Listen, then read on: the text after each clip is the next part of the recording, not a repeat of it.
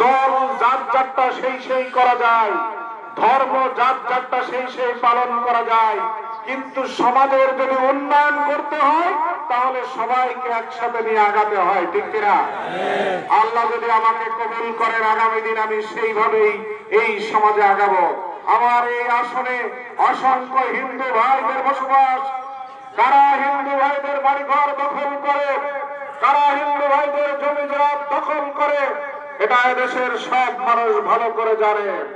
5 আগস্টের পরে নড়াইলের সবচেয়ে বড় ব্যবসা কেন্দ্র রূপগঞ্জ বাজার, যখন আমার হিন্দু ভাইরা বড় বড় সোনার ব্যবসায়ীরা দোকান খুলতে পারছিল না, 2 দিন যাবত আমার কাছে তারা এসেছিল, আমাকে বলল ভাই কি করব, লক্ষ লক্ষ টাকা চাঁদা চাই। একজন দোকানদারের কাছে যে 15টা মোটরসাইকেল দাবি করেছে একজন নেতা, যে দোকান খুলতে হলে তোমাকে 15টা মোটরসাইকেল দেওয়া লাগবে। সম্মানিত ভাইরা, আমি সেদিন বলেছিলাম আপনারা যান, আমি আসছি। আমার 100 নেতা কর্মী নিয়ে রূপগঞ্জ বাজারে দাঁড়িয়ে থেকে সকল ভাইদের দোকানপাট সেদিন আমি খুলে দিয়েছিলাম।